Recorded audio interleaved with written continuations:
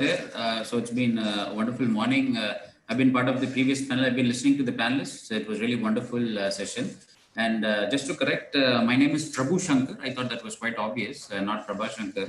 My apologies. I'm an IS officer. I'm the Executive Director of Chennai Metropolitan Water Supply Sewerage Board. So like most water utilities, Chennai is actually, it's quite not, it receives a bad press, especially for the frequent droughts we get. And we get the most difficult job of ensuring water supply to around 8 million people in Chennai city.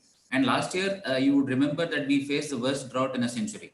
And but then we did endure and ensure that the citizens were well taken care of. So COVID again has been a big, has had a very profound impact on the Chennai Metro Water in a number of ways, especially for an Indian city, a typical Indian city, where operations are more or less more manual and less digitalized. On multiple fronts, so the major challenges we had to face was to ensure an uninterrupted service delivery right throughout the pandemic. So like most parts of the country, we had 100 days of complete lockdown, and we had to put a lot of workforce right in the line of fire.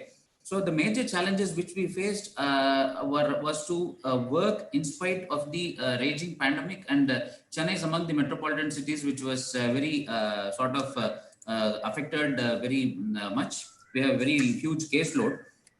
And the major problem here is, in spite of having a pipeline for the city was, let me get a background here. The city was expanded in 2011 from 176 square kilometer to 426 square kilometer, 2.5 times the original. So a lot of city still does not have an access to a pipeline. So for the 10 years, we've been adding areas to the distribution network. And so much of the city still depends on water tankers. So that's a huge challenge, especially in a COVID scenario, where you have people queuing up for the water tankers in a metropolitan city. And we also operate a paid service where people can book a water tanker and get water to their houses.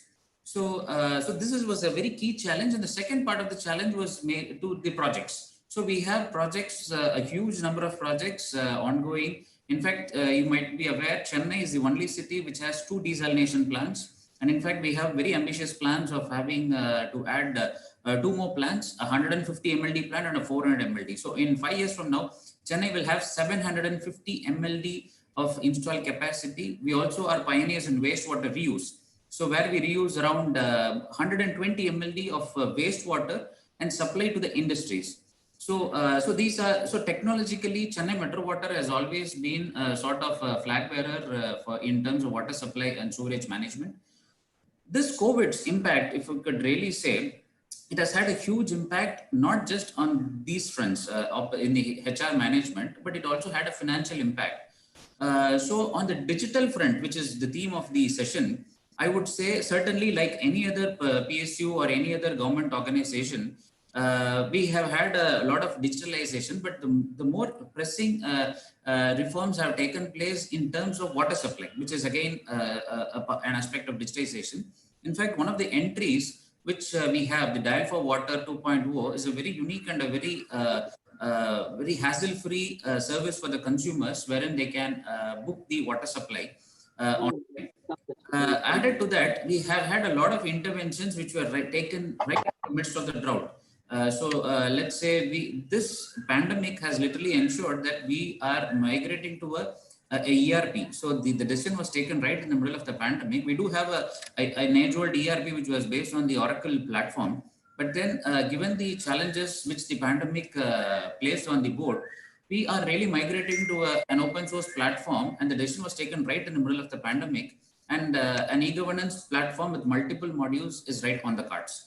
And thirdly, there's been an emphasis on the GIS application to be incorporated on a larger scale, because that is one big area where we needed to invest. And this decision, in fact, the COVID pandemic, though these decisions were sort of under consideration and under contemplation for a long time, the COVID pandemic acted as a catalyst, and we ensured we took the call right through the pandemic.